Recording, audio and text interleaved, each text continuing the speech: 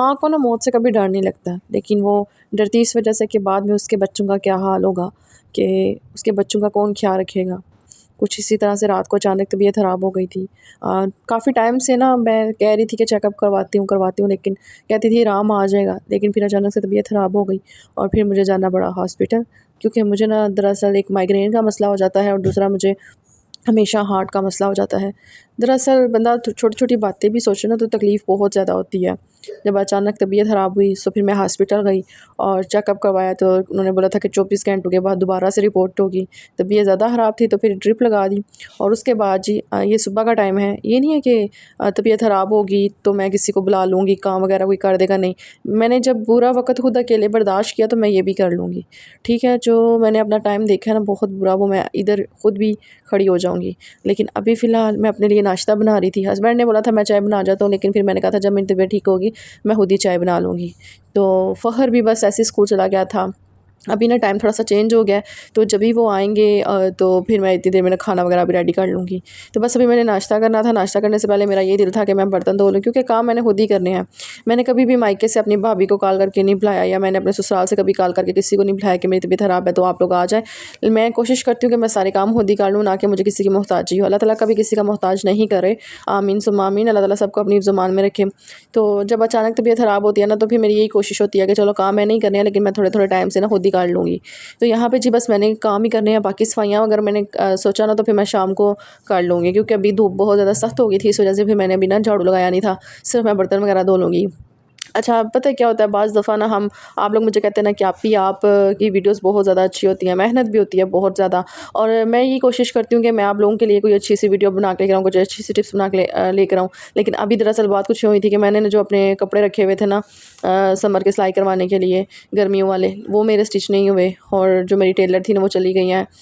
सो वो अभी पता नहीं कब आएँगी, तो फिर मेरे कपड़े ऐसे के ऐसे ही पड़े हुए हैं। वो भी मुझे थोड़ी-सी परेशानी थी कि गर्मियाँ गुज़र जाएँगी और कपड़े मेरे वैसे के वैसे ही पड़े हुए हैं। वो वापस आ गए थे। तो अब मेरा दिल है कि किसी दूसरी टेलर को, अच्छा हम किसी को कपड़े देते हैं ना, वो भी कम से कम 1000-1200 रुपया लेते हैं, ठीक है। तो मैं कहती हूँ कोई 800 रुपये में कपड़े सिलाई कर दे तो बेहतर है। अच्छा, मैं कपड़े खुद स्टिच कर लेती हूँ, ये नहीं कि खुद नहीं कर सकती, लेकिन जब मैंने व्लॉगिंग करनी है, वीडियोज़ बनानी है, घर के काम वगैरह देखने हैं, तो ये मेरे लिए बहुत ज़्यादा मुश्किल हो जाता है। आप लोगों को तो यही लगता होगा ना कि व्लॉगिंग बहुत ज़्यादा आसान है, ये आसान नहीं है, ये बहुत मेहनत का काम है। मुझे तकरीबन 8 महीने स्टिल दिन रात देखे बगैर तबीयत ज़्यादा ख़राब हो गई है या कुछ भी हो गया है, मैंने वीडियो शूट करनी ही करनी है, क्योंकि यूट्यूब की ये है कि अगर आप उधर एल्गोरिथम ये है कि अगर आप जो है ना वीडियो को एक दिन के बाद अपलोड करेंगे या डेली अपलोड करेंगे ना, तो वो आपकी वीडियो वायरल करेगा। लेकिन अगर आप उसमें गैप ले आते हैं ना एक दिन का भी, तो वो आपकी वीडियो की रैंक गिरा देता है, ठीक है। इस तरह वीडियो वायरल नहीं होती।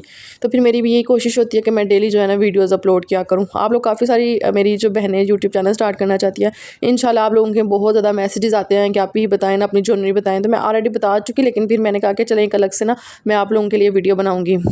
एक मुन्नी खान है, इंडिया से हैं शायद, वो मुझे डेली कहती हैं कि आप मेरा नाम नहीं लेती, आप मुझे जो है ना जवाब नहीं देती।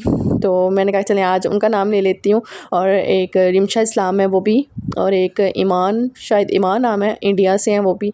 तो मैंने सोचा चलें आज मैं ना कहती हूँ। और बांग्लादेश से मेरी बहुत सारी बहनें बांग्लादेश से मेरी वीडियो देख रही होती हैं, तो उनके लिए भी शुक्रिया।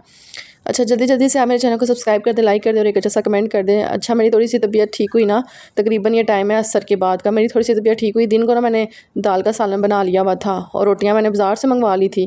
तो फिर ना गर्मी इतनी ज़्यादा हो गई थी कि फिर मेरा दिल घबराना शुरू हो जाता। अच्छा, मुझे ना लेफ़्ट बाजू में और ना मेरे हार्ट में बहुत ज़्यादा पेन था, और बाज़ दफ़ा डॉक्टर इतना डरा देते हैं ना, बंदा क्या सोचे। तो मेरी एक कज़न है ना, उसको अचानक से ऐसे ही दर्द उठा रात के टाइम ना, उसकी बाजू में, और उसकी ना चेस्ट में दर्द हो रहा था, हार्ट में ना। सो वो गई डॉक्टर के पास, फिर उन्होंने बोला कि इनकी ना एंजियोग्राफी होगी, और इनकी एंजियोग्राफी हुई, फिर उनकी रिपोर्ट थोड़ी सी बेहतर आई। मैं भी डर गई थी, मैंने कहा हो सकता है अल्लाह ना करे मेरे से कोई मसला हो जाए। और मुझे मुसलसल ये लेफ़्ट बाजू में ना दर्द रहती है, तो थोड़ा सा मसला है, लेकिन अब 24 घंटों के बाद दोबारा से करवाएंगे तो फिर पता चलेगा। अच्छा, अभी ना बाज़ दफ़ा पता है क्या होता है, मेरी तबीयत ख़राब हो जाती है ना, तो फिर मुझे ये टेंशन होती है कि जो काम हुए में है ना वो हो जाया करें। जैसे कि अभी मेरे बेटे के जितने भी गर्मियों वाले कपड़े थे ना, इनके अभी उसने डेली चेंज करने होते हैं, तो मैं यहाँ पे ना उसके सारे कपड़े थे, जितने भी पैंटें थी, शर्टें थी, शलवार कमीज़ थी, तो मैंने कहा सारे प्रेस करके रख देती हूँ। तबीयत का नहीं बाज़ दफ़ा पता होता, और ये है कि आपका बच्चा अगर गंदे कपड़े पहनेगा, बिना इस्त्री के कपड़े पहन लेगा, तो फिर लोग बातें करेंगे जी एक बेटा है तो उसको भी गंदा रखी रखती है, ठीक है। तो बेशुमार लोग होते हैं, फिर उनको मौका मिल जाता है बात करने का। इसलिए कोशिश किया करें जितने भी काम होते हैं ना वो आप जैसे कपड़े वगैरह होते हैं या अपनी मशीन में कभी कपड़े ना रहने दिया करें। मैं भी ऐसे ही करती हूँ, मैं ना हफ्ते में 2 दफ़ा मशीन लगा लेती होती हूँ और फिर मैं कपड़े नहीं रहने देती, क्योंकि मुझे ये लगता है कि जब हम ज़्यादा कपड़े छोड़ देते हैं, अचानक हमारी तबीयत ख़राब हो जाती है, तो फिर हमें उस टाइम पे हेल्पर भी नहीं मिल रही होती और फिर वो सारे काम हमारे ऊपर इतने ज़्यादा बर्डन पड़ जाता है, ठीक है।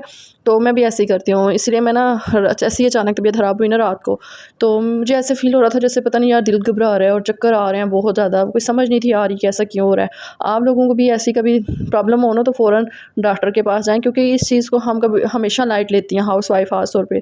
कभी लेफ़्ट बाजू में पेन हो जाए या बैक साइड पे पेन हो जाए या कभी हार्ट वाली जगह पे पेन हो जाए ना, तो हमेशा डॉक्टर के पास जाएँ। ये जो सिम्पटम होते हैं ना, ये घर में रह के अगर हम इनको देखते रहेंगे, इग्नोर करते रहेंगे तो खुदा ना खास्ता ये कोई बड़ी बीमारी बन जाती है। तो इसलिए कि मेरी थोड़ी-सी ना एंजियोग्राफ़ी सॉरी ईसीजी थोड़ी-सी ना वो ख़राब आई थी, तो फिर मैंने कहा कि चलें चेकअप करवाते हैं। फिर डॉक्टर ने बोला था कि 24 घंटे के बाद चेकअप करवाएँ, तो मैं यहाँ पे हॉस्पिटल आई थी और हॉस्पिटल में जनाब रश बहुत बहुत ज़्यादा रश था।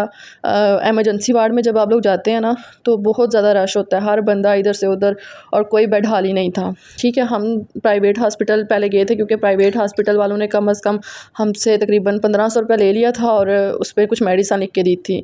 यकीन करें जो एक मिडिल क्लास हाउसवाइफ होती है जिसकी सैलरी 35,000 से मैनेज करनी होती है, वो अगर प्राइवेट हॉस्पिटल के चक्कर खाती रहेगी या हॉस्पिटल बार बार जाएगी, मेडिसिन महंगी से महंगी लेगी, तो फिर वो मैनेज कैसे करेगी।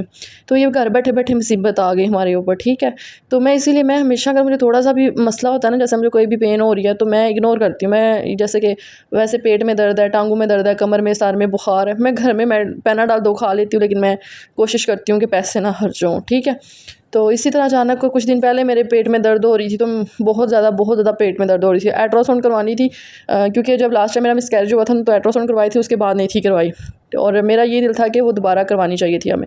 फिर मैंने कोशिश ये की कि यार जिधर इतने ज़्यादा पैसे लग जाना इग्नोर करो, जब पैसे आएंगे तो फिर चेकअप करवा लेंगे, ठीक है।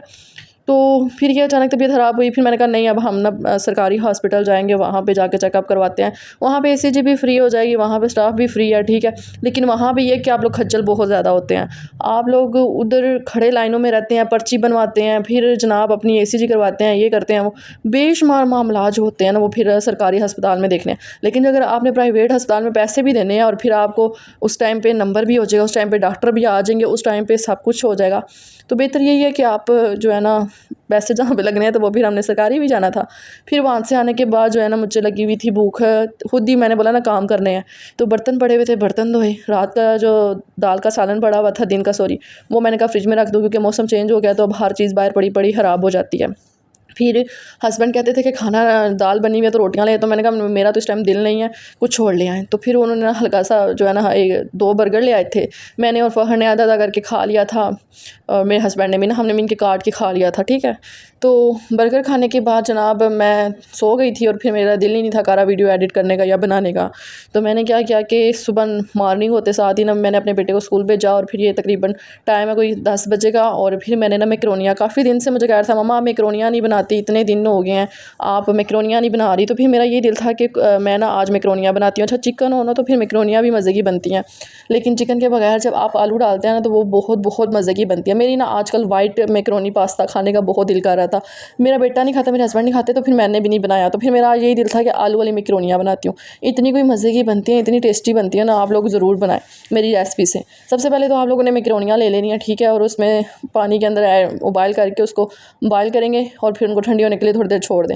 फिर उसके बाद आपने आलू जो लेने हैं ना उसको 1 मिनट के लिए प्रेशर में लगाना है, 1 मिनट से ज़्यादा नहीं लगाना। जूँ ही सीटी की आवाज़ आए उसको बंद कर दे चूल्हे को, फिर उसको फ़ौरन से नहीं प्रेशर को खोलना, उसकी स्टीम निकलती है तो फिर आप उसको जो है ना आलू देखिए गल गए होंगे, और आप थोड़ा सा प्याज ले लें, लहसुन ले लें, और इसको जिस तरह हंडिया बनाते हैं आम ना, तो शिमला मिर्चें घर में मैंने ना रखी होती हैं। अच्छा मैं ना पिछली दफ़ा ये महीना स्टार्ट हुआ था ना, सब्ज़ियाँ सारी मंगवाई थी, इस दफ़ा शिमला मिर्च इस्तेमाल ही नहीं हुई। देख लें आज कोई 22-23 तारीख हो गई है, लेकिन स्टिल जो है ना शिमला मिर्चें फ्रिज में पड़ी हुई हैं।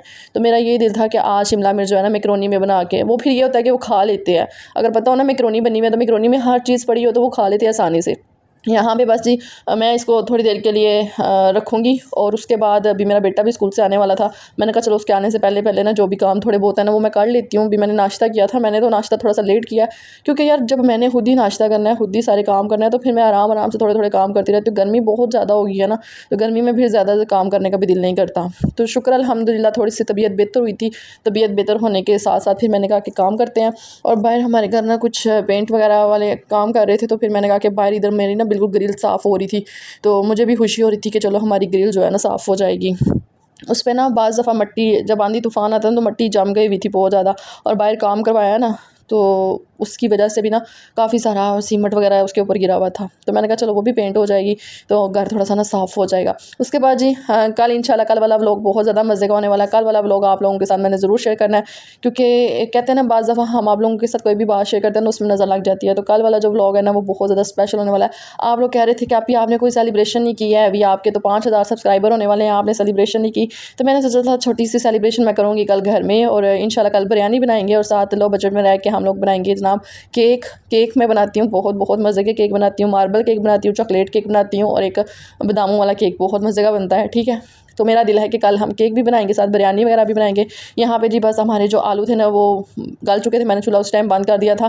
तो मैंने कहा एक साइड में ना मैं फिर प्याज वगैरह काट के ना इनको छोटे छोटे जो थोड़े से काम है वो कर लेती हूँ। अच्छा, जल्दी जल्दी से मेरे चैनल को सब्सक्राइब कर दे, लाइक कर दे, एक अच्छा सा कमेंट कर दें, क्योंकि मेरी यही कोशिश होती है कि मैं साथ साथ आप लोगों को बताती हूँ। आप लोग वीडियोज़ देखते हैं यार, आप लोग सब्सक्राइब नहीं करते मेरे चैनल को, मुझे फिर उस टाइम ना बहुत ज़्यादा दुख होता है कि यार सब मेरी पूरी पूरी वीडियो देख रहे होते हैं लेकिन सब्सक्राइब नहीं कर रहे होते। सिर्फ आप लोगों के एक सब्सक्राइब से हो सकता है किसी का भला हो जाए। बहनें जिन्होंने मुझे इंस्टा पे या टिकटॉक पे फॉलो नहीं किया वो वहाँ पे भी मुझे फॉलो कर लें, यही आइडिया सेम टू सेम। आप इंस्टाग्राम जो है ना इंस्टॉल करेंगे ना तो सामने आप सर्च करेंगे तो मेरा चैनल आ जाएगा। वहाँ पे मैंने आप लोगों के साथ डेली अपनी स्टोरी शेयर कर रही होती हूँ, वहाँ पे आप लोगों को छोटी छोटी अपडेट दे रही होती हूँ, किधर जा रही हूँ, क्या कर रही हूँ। तो इसीलिए अगर व्लॉग कभी लेट हो जाए ना तो फिर मैं वहाँ पे बता देती हूँ कि आज व्लॉग थोड़ा सा लेट हो जाएगा, इसलिए वहाँ पे भी मुझे फॉलो कर लें। और टिकटॉक पे तो मैं आम जो वीडियोज़ वगैरह वो डालती रहती हूँ, वज़ाइफ बताती रहती हूँ, कोई ना कोई वजीफ़ा आप लोगों के साथ शेयर करती हूँ, क्योंकि आप लोग कह रहे होते हैं ना कि आप ही हमारे लिए वजीफ़ा लेकर आएँ। अच्छा, मैंने एक वजीफ़ा शेयर किया था रिश्ते के लिए, जो मेरी सिस्टर काफ़ी सारी उन्होंने मुझे कमेंट किए थे इंस्टा पे आके, उन्होंने कहा था कि आपका जो हमने वजीफ़ा किया था ना उससे हमारा रिश्ता हो गया। तो मुझे बहुत ज़्यादा खुशी हुई थी, और यकीन करें कि जब आपको कोई किसी को कोई भला करते हैं ना तो आपको अंदरूनी खुशी हो रही होती है, आपको एक सुकून मिल रहा होता है। तो इसलिए फिर मैंने कहा कि चलें आज मैं बताती हूँ। अच्छा, मैं आप लोगों को बताऊँ कि जब हम ये कोशिश करते हैं ना कि हम अपना ख्याल रखें, हम किसी की खुशी में ख़ुद को भी खुश महसूस करें, तो एक अलग सा सुकून मिल रहा होता है, एक ज़हनी सुकून मिल रहा होता है। जैसे कि कल परसों मेरी तबीयत जब अचानक ख़राब हुई, रात को ख़राब हुई, तो मैंने ना क्या किया कि मैं हमेशा यही कहती हूँ, मैं कहती हूँ एक औरत हूँ ना तो हमेशा हर चीज़ से डट के मुकाबला करूँगी। लेकिन जब हमें पता चलेगा ना कि यार हाँ, यहाँ पे मैं कमज़ोर पड़ सकती हूँ या यहाँ पे मेरा साथ ख़त्म हो सकता है, तो वहाँ पे वाक़ई में औरत कमज़ोर हो जाती है। जैसे कि अब मेरी बहुत ज़्यादा एंजाइटी, डिप्रेशन और ये तबीयत, मुझे ना माइग्रेन का बहुत ज़्यादा मसला है, मुझे लाइट्स की रोशनी नहीं अच्छी लगती, लाइट्स नहीं अच्छी लगती। तो मेरी कोशिश यही होती है कि मैं कम से कम लाइट का इस्तेमाल करूँ, कम से कम इन चीज़ों का यूज़ करूँ ना। तो आप लोग भी जब भी आपके सर में दर्द हो, कोशिश किया करें कि रोशनी और ये शोर से बच के ना रहा करें, और ये सुकून हमें तभी मिलता है जब रात होती है। ठीक है, तो मैं भी ऐसे ही करती हूँ, मुझे ना ये रोशनी नहीं अच्छी लगती, मुझे कोई वॉइस नहीं अच्छी लगती, मुझे गुस्सा बहुत ज़्यादा आता था। फिर मैंने सूरत रहमान लगानी शुरू की, सूरत रहमान लगाई तो यकीन करें कि ये चीज़ें मुझे इतनी, अब कसम से, पहले मुझे ऐसे लगता था यार कोई शोर ना करे, किसी की भी थोड़ी सी भी आवाज़ मेरे कानों में ना पड़े। लेकिन अब मेरी कोशिश यही होती है कि मैं डेली सोते टाइम ना सूरत रहमान सुनती हूँ, और उससे मुझे ये फ़ायदा हुआ है कि मेरी जो रूह है ना वो सुकून में आ गई हुई है, मुझे सुकून सा मिल गया हुआ है। ठीक है, सो उसके बाद जी साथ साथ बातें मैंने आप लोगों के साथ काफ़ी सारी कर ली हैं। यहाँ पे हमारी मैकरोनी हो गई थी रेडी, और आप लोगों ने साथ साथ रेसिपी वगैरह भी देखी है। बहुत मज़े की मैकरोनी बनी है, यकीन करें आप सबको बना के दें। थोड़ी सी मैकरोनी 50 रुपये की मंगवा लें, शिमला मिर्चें घर में है, टमाटर मिर्चें घर में है, प्याज घर में है। ठीक है, सिर्फ 50 रुपये की मैकरोनी लेनी है। अच्छा, ये जो आप लोग सिरके वगैरह देख रहे हैं ना, ये जितने भी हैं सॉस वगैरह, तो ये जनाब ये काफ़ी टाइम से पड़ी हुई थी, तकरीबन कोई 2 से 3 माह हो गए हुए थे। ठीक है, कि मैं मैकरोनियाँ बनाऊँगी तो फिर बनाऊँगी, लेकिन बनाने ही नहीं कभी हुई। तो फिर जनाब ये जो थी ना मैकरोनियाँ ही बस मैंने मंगवाई थी इस दफ़ा राशन के साथ, बाकी कुछ नहीं मंगवाया। देख लें थोड़े से बचत में हमने इतनी मज़े की मैकरोनियाँ बना ली हैं। मुझे दुआ में याद रखिएगा, इंशाल्लाह मिलेंगे अच्छी सी वीडियो के साथ। ओके जी, खुदा हाफ़िज़।